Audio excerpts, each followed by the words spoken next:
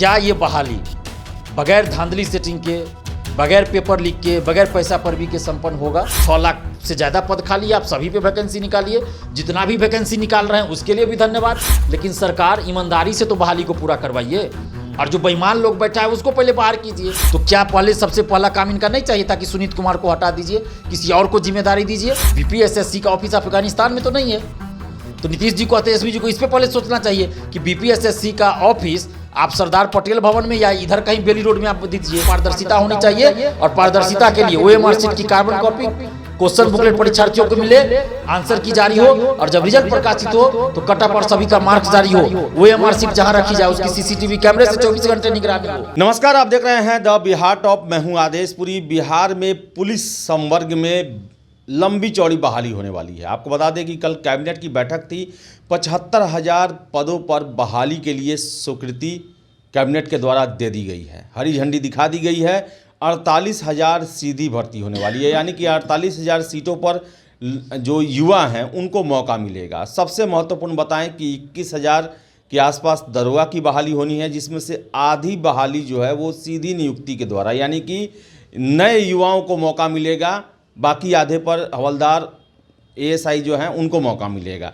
हमारे साथ हैं छात्र नेता दिलीप हैं। दरोगा आंदोलन से ही ये दुनिया के सामने आए। दरोगा आंदोलन को लेकर इन्होंने बहुत ही संघर्ष किया है। इनसे ही हम बात करते हैं। दिलीप जी, बहुत दिनों बाद दरोगा की फिर से बहाली बिहार में, कहें तो पुलिस में बाहर आने वाला है, लंबा चौड़ा बहाली प्रक्रिया शुरू होगा, क्या कहना है इसको लेकर? देखिए, सबसे पहले तो हम ये बता दें कि इससे पहले जो लगातार दरोगा बहाली हुई बिहार में 1717, 2446 और 2213, तो वो पटना हाई कोर्ट और सुप्रीम कोर्ट के आदेश पे हुआ था। पुलिस पब्लिक का जो राष्ट्रीय औसत है उसको बिहार में बराबर करने के लिए हुआ था। वो सरकार की वैकेंसी नहीं थी, सुप्रीम कोर्ट के आदेश पे हुई थी।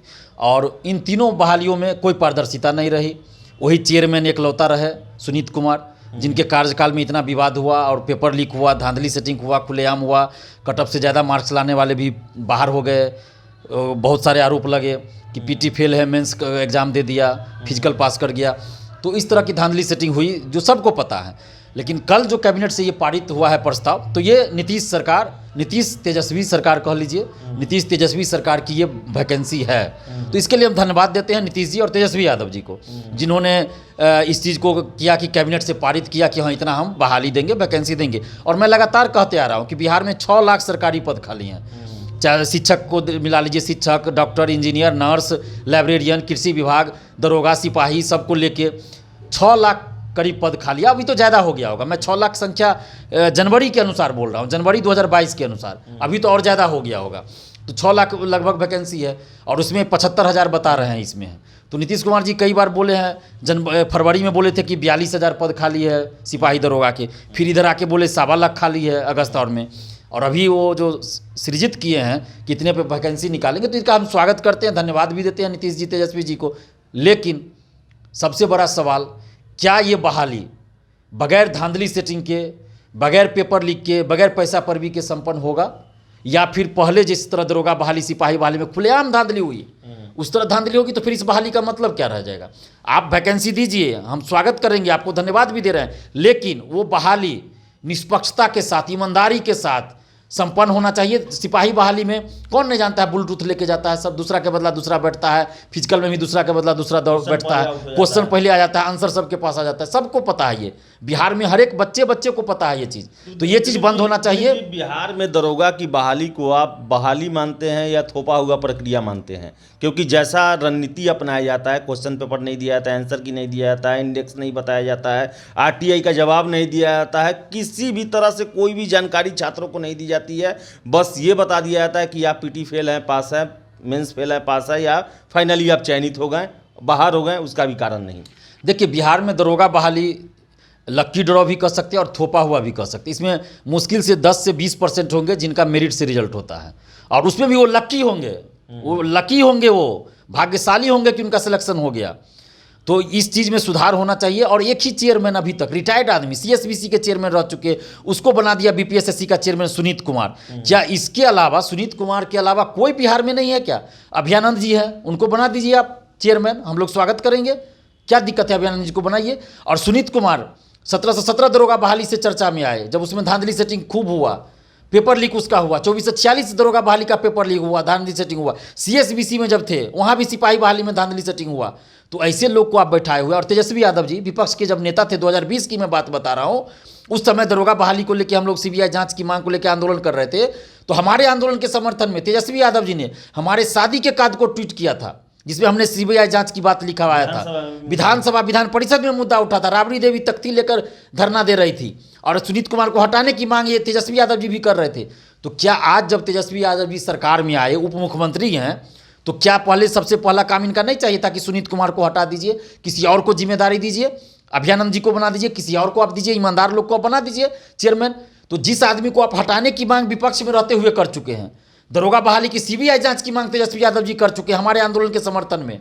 और आज जब तेजस्वी यादव जी विपक्ष के नेता नहीं है बल्कि सत्ता में आ गए, उप मुख्यमंत्री है, तब क्या उनको हटाने का नहीं चाहिए कि पहले सुनीत कुमार को हटा दिया जाए? और सुनीत कुमार के रहते हुए अगर दरोगा बहाली फिर से होगी तो फिर निष्पक्ष नहीं होगा, फिर वैसे ही धांधली सेटिंग चलेगा।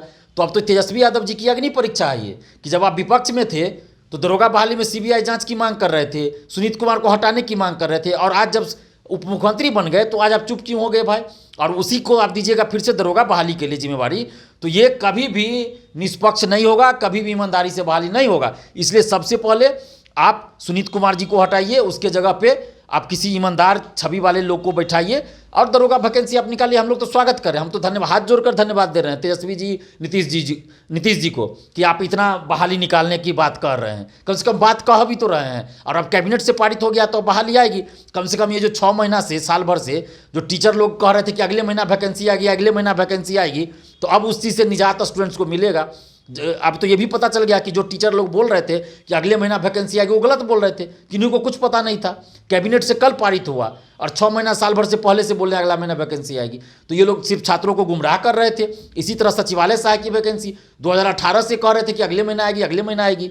तो हम नीतीश जी और तेजस्वी जी से हाथ जोड़कर विनती करते हैं कि सरकार आप वैकेंसी निकालिए, आपको धन्यवाद देते हैं। 6 लाख से ज़्यादा पद खाली है, आप सभी पे वैकेंसी निकालिए, जितना भी वैकेंसी निकाल रहे हैं उसके लिए भी धन्यवाद। लेकिन सरकार ईमानदारी से तो बहाली को पूरा करवाइए, और जो बेईमान लोग बैठा है उसको पहले बाहर कीजिए। सुनीत कुमार को बाहर कीजिए BPSSC से, और उसका ऑफिस सबसे पहले सरकारी अपार्टमेंट में बनाइए। BPSSC दरोगा बहाली का जो ऑफिस है क्वार्टर में लाया जाए, वो प्राइवेट अपार्टमेंट में क्यों है भाई? संतोष मैंसन, जो वो चौर बोलते थे हम लोग उसको, चौर गांव में होता है ना, जो जिसमें पानी लगा हो, उधर लोग नहीं रहता हो, तो अब उधर मकान सब बन गया। 10 साल पहले तो चौर था, उधर RPS मोड़ उसको बोलते हैं। इसी घर में वो बिल्डिंग है, ना बोर्ड है, ना इंक्वायरी है, कुछ भी नहीं है। बाहर में एक बोर्ड तक नहीं लगा है, ना तो कोई इंक्वायरी काउंटर है। वहाँ पे कोई स्टूडेंट्स भी जाए तो किसी से कोई मुलाकात नहीं होती है। बाहर 10 गो राइफलधारी को बैठा दिया गया, बंदूकधारी को, और वो लोग डरा के भगा देता है स्टूडेंट को। तो ये मतलब अफगानिस्तान में है क्या? वो BPSSC का ऑफिस अफगानिस्तान में तो नहीं है। तो नीतीश जी को, तेजस्वी जी को इस पर पहले सोचना चाहिए कि BPSSC का ऑफिस आप सरदार पटेल भवन में या इधर कहीं बेली रोड में आप दे दीजिए, गांधी मैदान के आसपास दे दीजिए। आप पहले आवासीय परिसर, प्राइवेट आवासीय परिसर से उसका ऑफिस हटाइए, सरकारी अपार्टमेंट में आप सरकारी बिल्डिंग में दीजिए उसका ऑफिस। रात के अंधेरे में वहाँ काम होता है, तो वो सब चीज़ बंद होना चाहिए। पारदर्शिता होनी चाहिए, और पारदर्शिता के लिए OMR शीट की कार्बन कॉपी, क्वेश्चन बुकलेट परीक्षार्थियों को मिले, आंसर की जारी हो, और जब रिजल्ट प्रकाशित हो तो कटअप और सभी का मार्क्स जारी हो। OMR शीट जहां रखी जाए उसकी CCTV कैमरे से 24 घंटे निगरानी हो, और स्मार्ट लॉक लगाया जाए। क्वेश्चन पे QR कोड हो, बायोमेट्रिक अटेंडेंस लिया जाए सेंटर पे, RTI का भी जवाब दिया जाए। ये कौन सा तरीका है कि RTI से जब मांगते हैं तो उसका जवाब नहीं देता है दरोगा बहाली में? तो सीधा दिख रहा है कि गुंडागर्दी हो रहा है। तो ये चीज़ को बंद कीजिए तेजस्वी यादव जी, नीतीश कुमार जी। अगर इस चीज़ को आप बंद नहीं कीजिएगा तो आप 10 लाख भी वैकेंसी निकाल दीजिएगा ना, अगर ईमानदारी से पूरा नहीं कीजिएगा तो फिर छात्र आक्रोशित ही रहेंगे। आप पैसा पे बहाली कीजिएगा तो उसके वैकेंसी का क्या मतलब? तो वैकेंसी निकालिए ही मत, डायरेक्ट पैसा लीजिए, नौकरी दे दीजिए।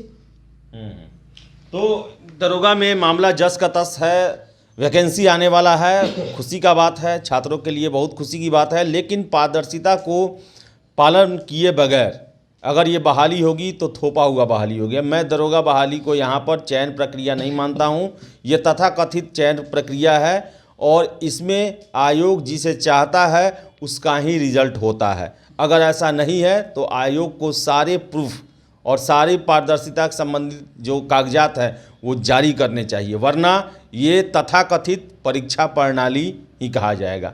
खैर, हम आशा करेंगे कि नई सरकार है और युवाओं को समर्पित होने का दावा करती है, तो पारदर्शिता के क्षेत्र में जरूर कदम उठाएगी। फिलहाल इस वीडियो में इतना ही। वीडियो पसंद है लाइक शेयर करें, हमारे चैनल द बिहार टॉप को सब्सक्राइब जरूर कर लें। बहुत बहुत धन्यवाद।